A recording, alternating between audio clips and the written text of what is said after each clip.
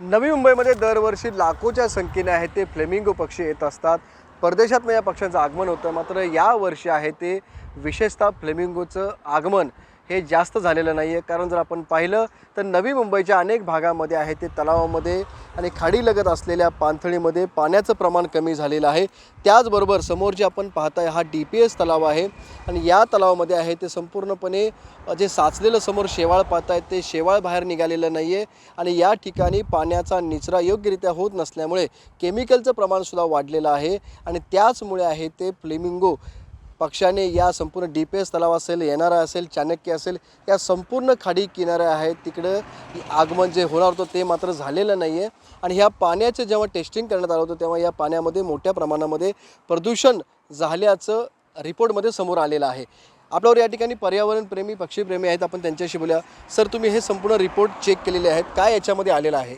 आम्ही ॲक्च्युली संपूर्ण पाणीचे जे सॅम्पल्स जो आहे टेस्ट करून घेतली आहे इकडचा DPS लेकची, NRA लेक आणि TH चाणक्याची. कारण काय आपल्याला दिसताना पण दिसतंय खूपच पाणी खराब दिसतंय, घाण दिसतंय.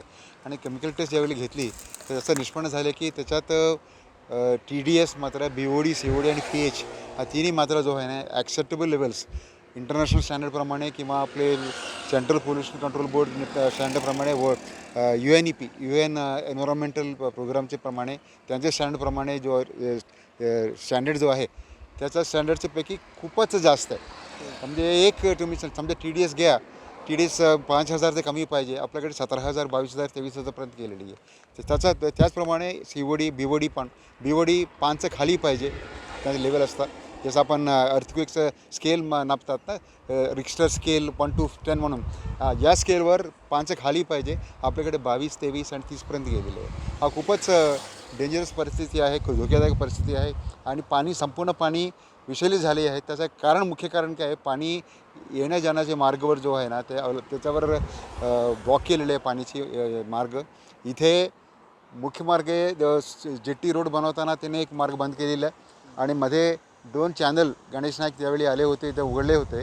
पण पाणी येत आहे हायटेडच्या वेळी, पाणी बाहेर जाताना संपूर्ण पाणी बाहेर जात नाही. त्याच्यामुळे शेवाळ जो आहे ते असे जमून पडलं होतं आणि ते पाणीचं ते चॅनलचं पाईपलाईनचा लेवल जो आहे खाली करायला पाहिजे. ते करण्याची अत्यंत गरज आहे. त्या विषय घेऊन आम्ही सरकारला पण लिहिले, आम्ही सेंट्रल गव्हर्नमेंटला पण पत्र लिहिले होते, फॉरेस्ट डिपार्टमेंटला पण सांगितले होते. कारण काय हा DPS तलाव जो आहे मुख्य म्हणजे कन्झर्वेशन रिझर्व म्हणून डिक्लेअर झालेली आहे.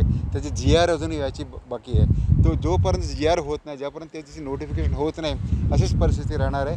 कारण काय मुख्य बाब जो अशी आहे की हा तलाव जो आहे तिन्ही तलाव सिडकोच्या हातात आहे. सिडको अजून ट्रान्सफर केलेलं नाही NMMCला, फॉरेस्ट डिपार्टमेंटला. हा एक गंभीर परिस्थिती आहे. मॅडम, काय म्हणाल इकडे पूर्ण फ्लेमिंगो येणं जवळपास बंद होऊ लागलेलं आहे नवी मुंबईमध्ये? हो, फ्लेमिंगो यावर्षी तर दिसले नाही आहे. म्हणजे अजून ऐरोलीला आलेले आहेत, पण इथे अजून आलेले नाही आहे. आणि त्याचं मुख्य कारण तुम्ही स्वतः बघता की जे परिस्थिती आहे आजची, जी DPS तलावाची आहे ती अनुकूलित नाही आहे फ्लेमिंगोसाठी, जे त्यांना पाहिजे. कारण फ्लेमिंगोज जे खातात ते लेसर आणि 2 प्रकारचे फ्लेमिंगोज असतात इथे आपल्याकडे, लेसर आणि ग्रेटर. आणि दोघांचे जे खाद्य आहे, लेसर जे आहे जास्त करून दोन्ही जे आहे ते ब्लू ग्रीन ॲल्गे ते खातात. आणि ह्या पाण्यात आणि त्याबरोबर फिश आहेत, क्रिल्स आहेत, छोटे छोटे क्रस्टेशन्स आहेत, ते खातात. पण ह्या पाण्यात तुम्ही बघितलं की खूप ठिकाणी युट्रिफिकेशन झालेलं आहे, पाणी येत नाही, जात नाही. It is just like stagnation जे होतं आहे. आणि स्टॅग्नेशनमध्ये आपण काय कुठलाही प्राणी किंवा दुसरं जे पक्षी आहे ते खाद्य खाणार नाही. कारण त्यांनाही ते ॲल्गे जे आहे ते फ्रेश पाहिजे. जेव्हा त्यांचं हे जे खाद्य असतं त्याचं एक वेळ असतं, एक फॉर्मेशनची प्रक्रिया असते. हाय टाईड जेव्हा येते पाणी आत येतं आणि लो टाईडमध्ये पाणी बाहेर जातं. जेव्हा ते पाणी बाहेर जातं त्या सनलाईटमध्ये त्या ओल्या जागी ते ॲल्गे फॉर्मेशन होते आणि परत ते पाणी येतं, त्याला परत ते थोडासा जे पाणी जे स्त्रोत आहे ते भेटतं. तर त्यामध्ये ते फ्रेश ॲल्गे फॉर्मेशन होतं. आत्ता जी फॉर्मेशन आहे ती ॲल्गेची, इट इज स्टॅग्नंट. प्लस जी रिपोर्ट्स तुम्हाला जी बघितली आहे ती it is very high. Even the PH level जी आपल्याला 6.7 किंवा 7 जी असते, जी नॉर्मल आपल्याला वाटतं, ते जी नॉर्मल असते, ह्याच्यात 8 इन अबाउटच्या वरती गेली आहे. So pH level has also gone up, TDS has also gone up, BOD is also up, COD is also up. सगळेच जे आहे अनुकूलित आहे आणि म्हणून फ्लेमिंगोज इथे उतरत नाही. Either English or English. हमारे सिटी का फ्लेमिंगो सिटी करके नाम था, लेकिन अभी यहाँ फ्लेमिंगो नहीं आ रहे तो थोड़ा डैमेज हो जाएगा, ऐसा नहीं लगता? बड़े खेत की बात है कि 2019 में हाई कोर्ट का ऑर्डर आने के बावजूद जिन संस्थाओं पर, सरकारी संस्थाओं पर, सिडको, NMMC और फॉरेस्ट डिपार्टमेंट, इन तीनों की जिम्मेवारी सौंपी गई थी कोर्ट ऑर्डर से, 2019 का कोर्ट ऑर्डर, जो कि 2012 से हम केस लड़ रहे थे कि ये इन तीनों ने रख रखाव करना है और इसको DPS को और चाणक्य को लेक डिक्लेयर किया गया था. लेकिन उसके बावजूद ख़ास तौर से सिडको सब तरह से परेशानी कर रहे हैं. जैसा कि अभी आपको बताया है कि GR पेंडिंग है, मीटिंग में पास हो गया कि एक कंजर्व रिजर्व डिक्लेयर होना है. फॉरेस्ट डिपार्टमेंट को सिडको एंटरटेन ही नहीं कर रहा, सीधा कह देता है कि ये तो लैंड है, ये लेक नहीं है.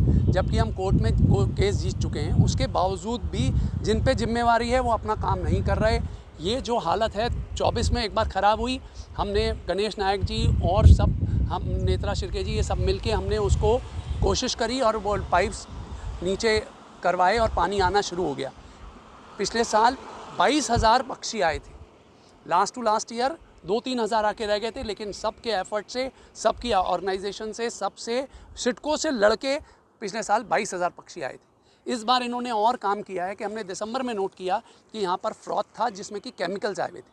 हम तब से कोशिश कर रहे हैं, फॉरेस्ट डिपार्टमेंट भी अपनी कोशिश कर रहा है, वो बेचारे लिख चुके हैं सिडको को, लेकिन वहाँ से कोई जवाब नहीं आता. सिडको हमेशा एक रोड ब्लॉक है इसके अंदर कि वो यही कह देता है कि जी ये सब्जुडिस्ड है, जबकि कोर्ट में क्लियर कट है ये मैटर सब्जुडिस्ड नहीं है. सिडको इसकी आड़ में खेल रहा है कि सब्जुडिस्ड है और ना फॉरेस्ट डिपार्टमेंट को ट्रांसफ़र कर रहा है, ना ये चैनल के इनलेट्स को मेंटेन कर रहा है. उसका असर ये हो रहा है कि इस बार जो केमिकल्स और आ गए इसके अंदर, और ये जो सिचुएशन है दिसंबर से अब तक बहुत ज़्यादा ख़राब हो गई.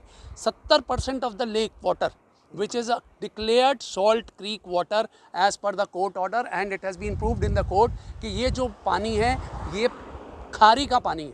इसके इनलेट आउटलेट जो हैं वो इन्होंने पहले अपना जो जेटी बनाने के लिए, जो कि डिस्फंक्ट जेटी है जिसका कि कोई औचित्य नहीं है, उसके चक्कर में हमसे ये क्लियरेंस ले ली कि भाई हमें डेवलपमेंट के लिए बनाना है. सारे नागरिकों ने कह दिया ठीक है डेवलपमेंट के लिए, लेकिन अब आप देख रहे हैं वो जेटी बेकार है, उसके ऊपर फूड कोर्ट चल रहे हैं और कुछ नहीं हो रहा. वहाँ से कोई किसी तरह का काम नहीं हो रहा. वो बनाने के बाद उसके बाद के सारे एरियाज़ को ये लैंड ग्रैबिंग कर रहा है. CIDCO is not acting as a development authority, it is a land grabber authority today.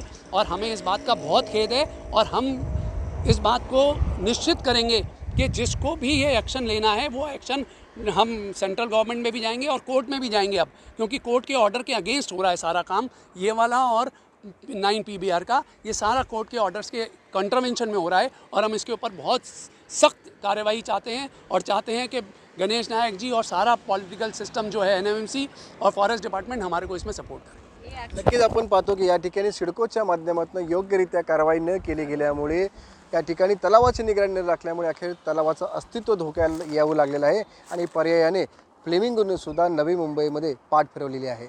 Vinayak Patel, ABP माझा, नवी मुंबई. ABP माझा, उघडा डोळे बघा नीट.